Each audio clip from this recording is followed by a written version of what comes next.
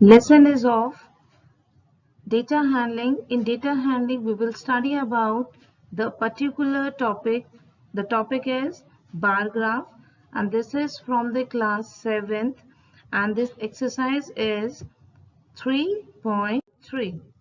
In the class teacher has asked about the favorite fruit from the student, right? Which fruit they like to eat the most.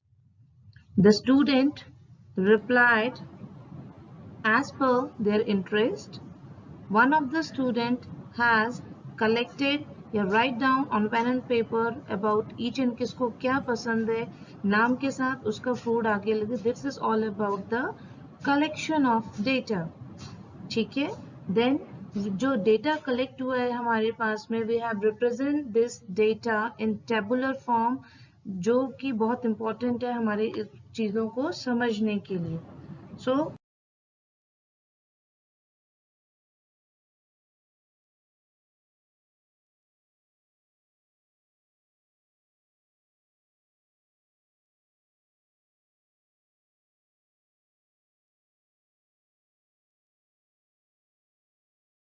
From the present slide हमने क्या understood किया.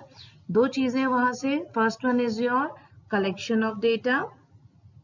Second one is your collection of data is required for a specific purpose, कि किस बच्चे को क्या fruit पसंद है, ये हमारा एक पर्पस है. इंटरेस्ट किस बच्चे को टेस्ट वाइज जो है वो एक डेटा हमने कलेक्ट किया है. After the collection of data the processing of data is required. वो हम कैसे करेंगे? We can present our data in tabular form, right? Okay. After the processing of data, the graphing of data is the most important part. So what's the need of the graphing the data? To understand the data better and to identify the pattern in the data. Now the question has arises, how many type of graphing are there to represent the data? So the type of graph are pictograph, right, bar graph and double bar graph.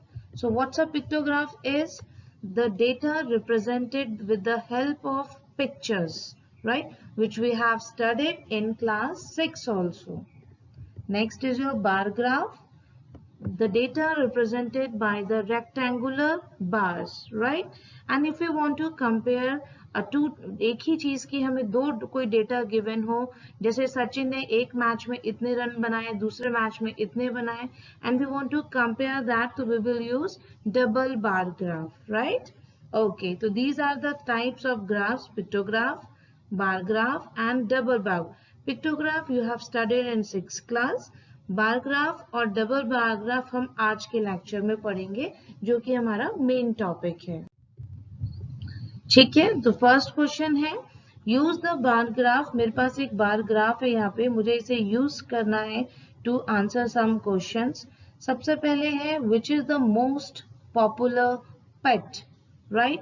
तो जिसकी height सबसे ज्यादा होती है यहाँ पर, तो वही उसका आंसर. जैसे फॉर एग्जाम्पल आप देखोगे ये जो रेक्टेंगुलर बार है इसकी हाइट इज जो है वो सबसे ज्यादा है आपके, तो आंसर आ जाएगा आपके पास cat is the most popular pet, right? Second question, how many students have dog as a pet, right? ये रहा मेरे पास में dog, ये मेरी उसकी bar and the height of the bar is representing to the 8. ठीक है, तो आंसर आ जाएगा the 8 student have dog as a pet. So students, we have learned in this question, जो main हमारा learning objective is that कि how to read out the bar graph. ठीक है, उसकी हाइट को कैसे रीड करना, जो हाइट है वो कितना नंबर्स को शो कर रही है उसको कैसे रीड करना. Let's take another question. Okay, let's start with the question number 2. यहाँ पे मेरे को जो डेटा गिवन है यहाँ पर, ठीक है, उसको मुझे करना है. डेटा किस चीज का गिवन है? Number of books by book store in 5 years. This is the graph. यहाँ पे आपके नंबर ऑफ बुक्स रिप्रेजेंट किए गए ऑन दिस साइड. यहाँ पे आपके ईयर्स हैं स्केलिंग की गई यहाँ पे कि 1 सेंटीमीटर में आपकी 100 बुक्स हैं यहाँ पे, ठीक है। अब जो फर्स्ट क्वेश्चन है उसमें कुछ ईयर्स है, जैसे 1989, तो आपकी कितनी बुक सोल्ड हुई है, 180 या 190 समथिंग। 990 यहाँ पे आ जाएगा 490 समथिंग। 92 में आपका आ जाएगा यहाँ पे कुछ 250 या 2, ठीक है। तो दीज आर द आंसर्स।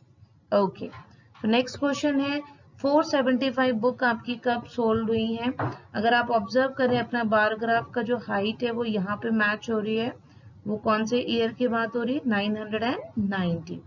ऐसे ही 225 का भी पूछा गया है, तो आप देख सकते हैं 225 समथिंग कुछ यहाँ पे 192 में आपका आ जाएगा, right. Okay,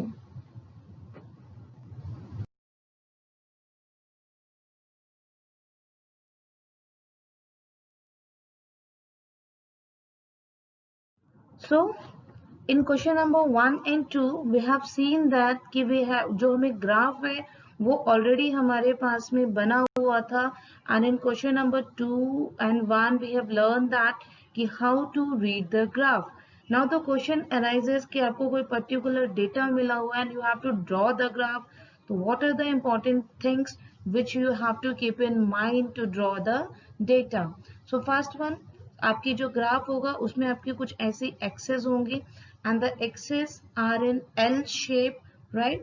eight the top यहाँ पे आपका क्या है, यहाँ पे क्या होता है, what's goes here, here goes the title of the graph. जैसे आपने देखा होगा क्वेश्चन नंबर 1 एंड 2 में हमने क्या किया था, वहां पे फर्स्ट लाइन में जो भी ग्राफ आपको रिप्रेजेंट कर रहा है वो उस लाइन में लिखा हुआ था, ठीक है। तो that's the title of the graph, very nice. And what we call this line, this call is the vertical axis known as y-axis also, that is always leveled. Leveled का मतलब the gap between the two numbers should be equal, और यहाँ पे numbering है आपका, ठीक है।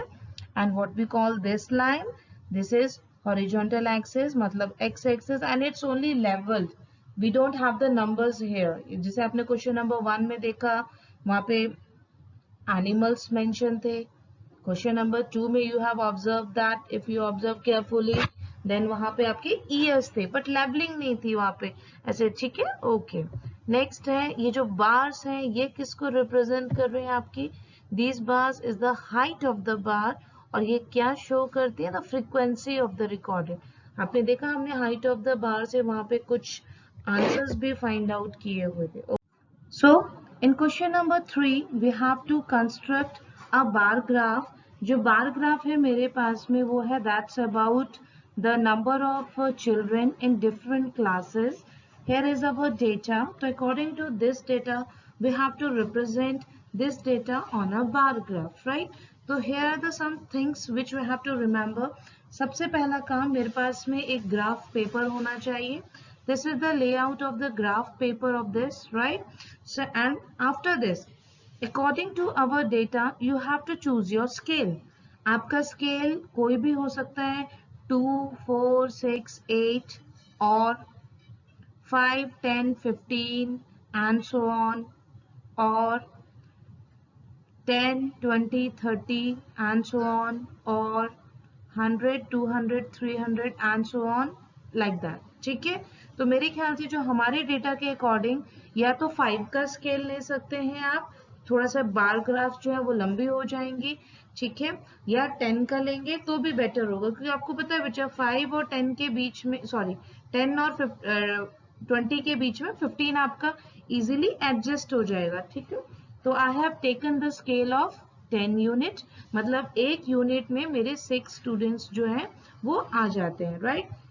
After that जो आपकी ये y एक्सिस है मैंने इसको यहाँ पे स्केलिंग करी है, आप देखोगे ये जितने भी ये क्यूब्स थे मैंने उनके ऊपर मार्क्स कर दिए हैं, and each marks is represented by the numbers.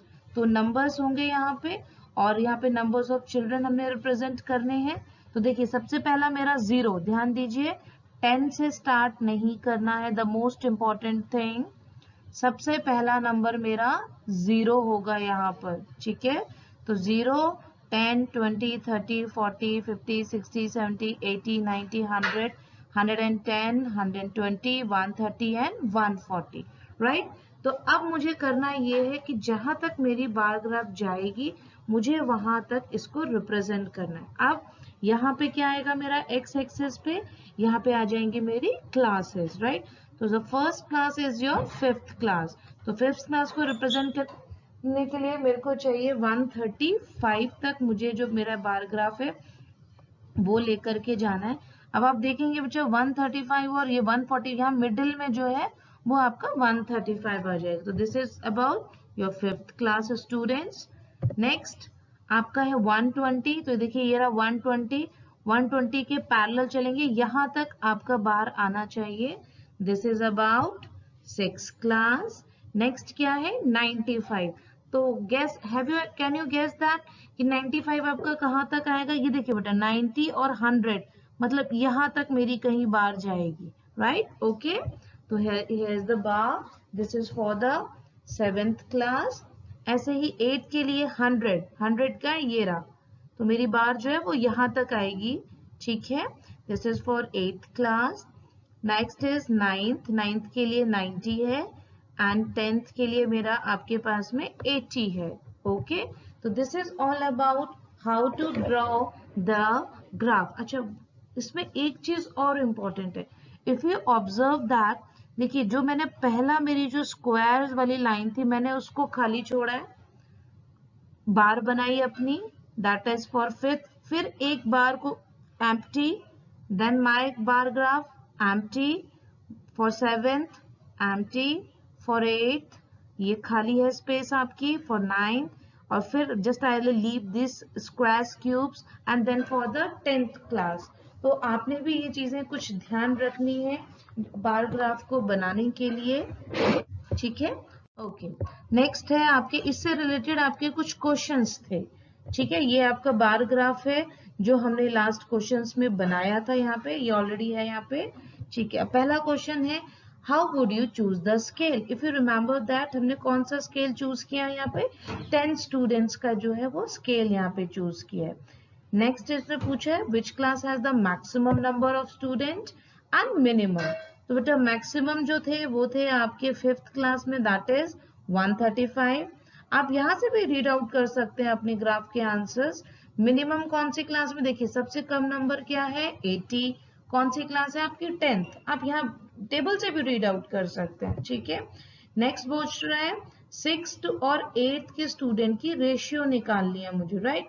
तो 8th के स्टूडेंट 6th पहले है तो 120 पहले लिखेंगे हम इन न्यूमरेटर। 8th जो है वो बाद में पूछा है क्योंकि जो 2 होता है that's decide the numerator and denominator. Class 6 के स्टूडेंट न्यूमरेटर, 7th के डिनोमिनेटर। अब आप रेशियो निकाल सकते हैं आराम से, 8/6 आ जाएगी, 8th क्लास और 6th क्लास की रेशियो आ जाएगी 6/5। मेरे ख्याल से कोई प्रॉब्लम होनी नहीं चाहिए। रेशियो का जो कंसेप्ट है वो हमने 6th क्लास में भी यहाँ पे यूज किया हुआ है, ठीक है। तो जब भी हम लिखेंगे जैसे 1 अपॉन आपका 6/5 भी सही आंसर है, लेकिन आप ये ध्यान रखेंगे पर रेशियो में आपको आंसर रिप्रेजेंट करना है यहाँ पे, तो उसको लिखना पड़ेगा 6/5, राइट। तो this is all about bar graph. ये अब हमने सिंगल बार ग्राफ किया है, पर अभी सबको जो नेक्स्ट क्वेश्चन है उसमें डबल बार ग्राफ यूज करना है। कुछ चीजें कॉमन है जो हमने बार ग्राफ में की, बस डबल के लिए थोड़ा सा डिफरेंस आपका आ जाएगा। जैसे सब्जेक्ट में आपके एग्जाम होते रहते हैं बच्चा, फर्स्ट टर्म में इतने मार्क्स मिले, सेकंड टर्म में इतने मिले, आप जनरली क्या करते हैं, you use to compare your marks. Okay, first term में मेरे 2 ज्यादा आए थे, सेकेंड टर्म में 3 ज्यादा हो गए, इसमें कम हो गए, राइट। तो if we draw a bar graph you can easily compare the marks of both the terms at the same platform and ठीक है, and even betterly, right। so for this rule again is set, graph होना चाहिए आपके पास में। आप एक scale decide करेंगे, मैंने यहाँ पे स्केल लिया आपका 10 मार्क्स का, you can choose any appropriate scale. आप 5 का गैप भी ले सकते हैं, यहाँ पे 6 का भी ले सकते हैं, 10 का लेना चाहते हैं, 3 का लेना चाहते हैं, 2 का लेना चाहते हैं, it's up to you. It just like skip counting, जैसे स्किप काउंटिंग होती है ना, वैसे ही आपके गैप यहाँ पे क्रिएट होते हैं। तो हमने यहाँ पे बार्स जो है वो अपने मार्क्स लगा लिए, ठीक है। यहाँ पे मार्क्स मुझे रिप्रेजेंट करना है, ये मेरे नंबर्स, लेकिन ध्यान रखिएगा ऑलवेज स्टार्ट विथ 0, उसके बाद मेरे नंबर्स जो है वो ऊपर जा रहे हैं, ठीक। यहाँ पे आएंगे मेरे सब्जेक्ट, राइट। अब थोड़ा सा यहाँ पे ध्यान देना है कि मेरे पास दो टर्म है, राइट। अगर मैं दोनों बार्स को एक ही चीज, एक ही कलर या एक ही तरीके से रिप्रेजेंट करूंगी तो थोड़ा सा मुश्किल हो जाएगा। तो आपने क्या करना है, यहाँ पे दोनों टर्म्स को अलग अलग बॉक्स से रिप्रेजेंट करना है। अब वो आपके ऊपर, आप कैसे करना चाहते हैं। जैसे I just chosen a purple colour for the first term and a yellow color for the second term. आप पैटर्न बना सकते हैं, कलर्स चूज कर सकते हैं, it's up to you, right. तो लेट्स स्टार्ट। ये मेरा देखिए, ये जितने भी फर्स्ट टर्म के मार्क्स हैं ये सारी पर्पल बार्स होंगी मेरी, और मेरी जितनी भी सेकेंड टर्म के मार्क्स हैं ये सारे कौन से होंगे, ये आपके येलो बार्स में रिप्रेजेंट किए जाएंगे। Let's start. तो सबसे पहले मेरा 67 को मैंने रिप्रेजेंट किया, it's a first term, means purple bar. Second term है मेरा 70, मीन्स आपका yellow bar, and this is for the which subject, this is for the English subject, right. Next ऐसे ही 72 को मैंने यहाँ रिप्रेजेंट किया purple, 65 yellow, and this is for Hindi, ठीक है। Like that maths 88 purple, 95 yellow, and this is for maths. ऐसे ही बाकी दोनों सब्जेक्ट का करना है, 81 purple, 85 yellow, and this is for science. Social science के लिए 73 for purple, 75 for yellow, and that's for social science. तो बेटा ये है आपका डबल बार ग्राफ, ठीक है। तो इसको थोड़ा सा आपने अंडरस्टैंड करना है, कैसे अपने इसको रिप्रेजेंट करेंगे आप। आई होप आपको थोड़ा सा इजी हो गया होगा कि कैसे बार्स को ड्रॉ करना है। अब इसके कुछ आंसर्स हैं बच्चा, आंसर द फॉलोइंग। अभी आपको मैम क्वेश्चन तो है नहीं यहाँ पे, नेक्स्ट स्लाइड पे चलते हैं हम लोग क्वेश्चंस के लिए। In which subject has the child improve his performance the most. बच्चा जिसमें डिफरेंस ज्यादा है, अब आप देखोगे कि ये इस ग्राफ में आप देख रहे हो डिफरेंस ज्यादा है दोनों हाइट का, या इस ग्राफ में ज्यादा है या इस ग्राफ में ज्यादा है, तो वो सब्जेक्ट जो है वो आपका डिफरेंस जो है वो सबसे ज्यादा कर जाएगा यहाँ पे। एनी गेसेस कि आपका किसमें उसने सबसे ज्यादा कवर किया है। आई होप आप थोड़ा सा ऑब्जर्व कर सकते हैं यहाँ पे, राइट। तो इन मैथमेटिक्स स्टूडेंट ने सबसे ज्यादा डिफरेंस जो है वो सबसे ज्यादा मैथमेटिक्स में कवर किया उसने, ओके। नाउ नेक्स्ट है इन विच सब्जेक्ट इम्प्रूवमेंट, किसने में सबसे कम। अगर आप देखोगे तो ये जो सोशल साइंस है ना, इन दोनों बार्स में बहुत आपका कम गैप है, राइट। तो in social science student has improve the least. Has the performance gone down in any subject, किसी में डाउन गया है। देखिए डाउन का मतलब पहले ऊपर होना चाहिए फिर नीचे होना चाहिए, ऊपर होना चाहिए नीचे होना चाहिए, डाउन गया आपका सब्जेक्ट, ठीक है। तो आप वो चेक करेंगे तो आप देखोगे कि आपका हिंदी सब्जेक्ट्स में जो है वो बच्चे की परफॉर्मेंस जो है वो डाउन गई है, इन अदर सब्जेक्ट बाकी सब आपके ऊपर चलेंगे।